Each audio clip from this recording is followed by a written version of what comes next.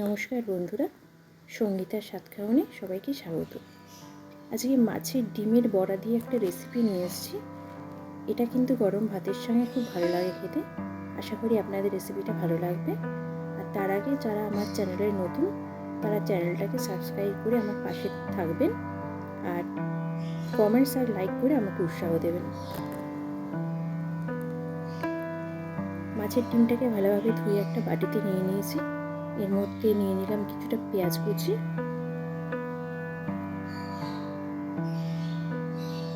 তারপর দিয়ে দেবো এর মধ্যে হাফ টিস্পুন আদা বাটা, হাফ টিস্পুন রসুন বাটা, দিয়ে দিলাম হলুদ,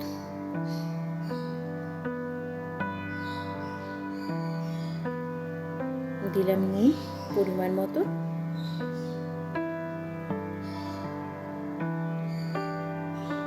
দিলাম লঙ্কা গুঁড়ো,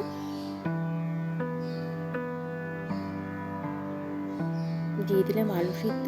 আলু সিদ্ধটা দিলে মাছের বড়াগুলো ভাজার পরে বড়াটা নরম হবে। দিয়ে দিলাম বেসন, পরিমাণ মতন বেসন, মাখার সময় যার যতটা মনে হবে সেই অনুযায়ী বেসন দেবেন আপনারা। একদম সামান্য আমি কয়েক দানা চিনি দিলাম আর দিয়ে দিলাম গোলমরিচ গুঁড়ো। এবার খুব ভালো মতন আমি মেখে নেব। এটা কিন্তু হাত দিয়েই মাখতে হবে।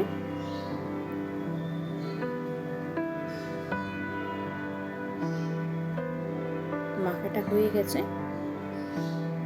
এবার এক এক করে বড়া আমি ভেজে নেব। তার জন্য কড়াই গরম করে তাতে সর্ষের তেল দিয়ে দিয়েছি। তেলটা খুব ভালো মতন গরম হলে আমি একটা একটা করে বড়া এর মধ্যে দিয়ে দেবো।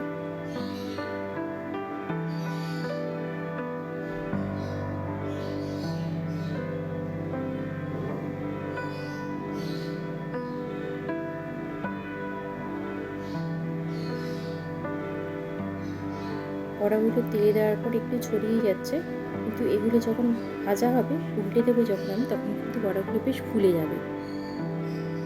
মাঝখানটা ফাঁকা করে আর একটা দিয়ে দেবো।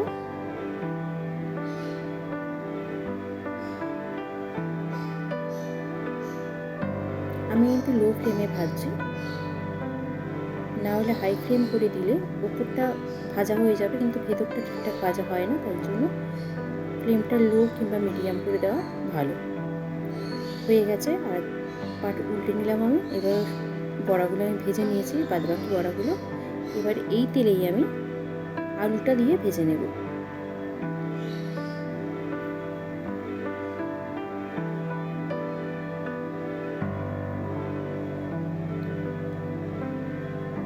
নুন আর হলুদ দিয়ে আমি আলুটা ভেজে তুলে রাখবো।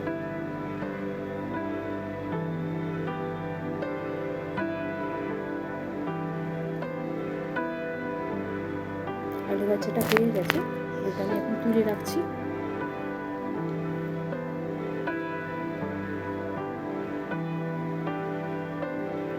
এই তেলের মধ্যে আমি সামান্য তেল অ্যাড করেছি। তার মধ্যে দিয়ে দিলাম গোটা জিরে, গোটা গরম মশলা, এলাচ, দারচিনি আর লবঙ্গ, তার সাথে একটা তেজপাতা দিয়ে ফোড়নটা একটু ভাজা হলে এর মধ্যে আমি পেঁয়াজ কুচি দিয়ে দেবো।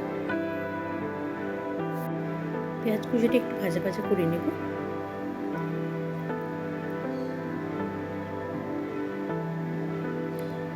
ভাজা ভাজা হয়ে এসছে। এবার এর মধ্যে আমি দিয়ে দেবো পেঁয়াজ পেস্টটা। মানে আমি অর্ধেক পেঁয়াজ কুচিয়ে রেখেছিলাম আর অর্ধেক পেঁয়াজ পেস্ট করে রেখেছিলাম।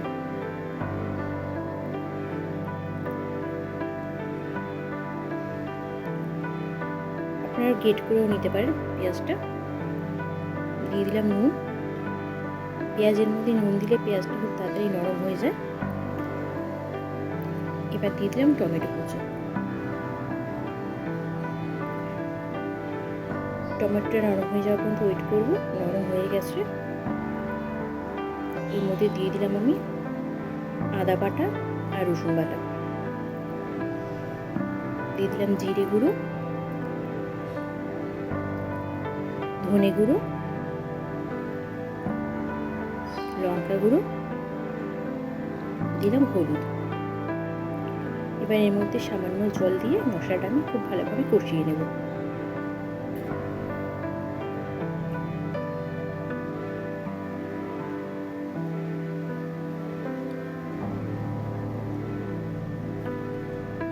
ভালোভাবে কষে যাওয়ার পর এর মধ্যে আমি দিয়ে দেবো ফ্যাটানো টক দই। এখানে আমি 2 টিস্পুনের মতো টক দই নিয়েছিলাম, সেটা খুব ভালো মতন ফেটিয়ে নিয়েছি আমি।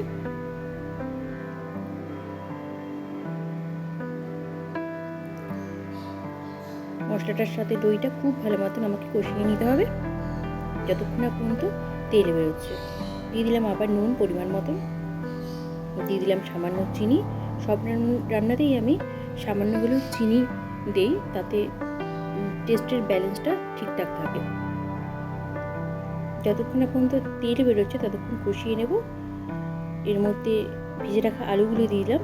এবার আলুর সাথে মশলাটা খুব ভালোভাবে কষিয়ে নেব যতক্ষণ না পর্যন্ত সাইড থেকে তেল বেরোচ্ছে।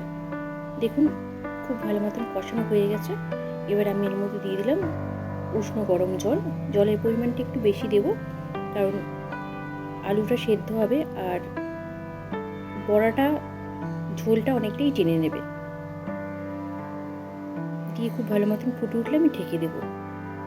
5 মিনিট পর ঢাকনা খুলে আলুটা সেদ্ধ হয়ে গেছে।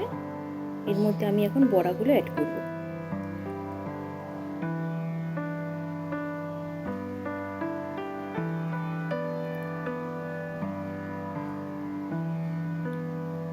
ভালো মতন ফুটে উঠলে আমি ঢেকে দেব। কিছুক্ষণ পর ঢাকনা খুলে হয়ে গেছে, আলু সেদ্ধ হয়ে গেছে, বড়াটাও খুব ভালো মতন ঝোল টেনে নিয়েছে। আমি এরকম পরিমাণে ঝোলই রাখবো, কারণ ঠান্ডা হওয়ার পর বড়া আরও বেশ খানিকটা ঝোল টেনে নেবে।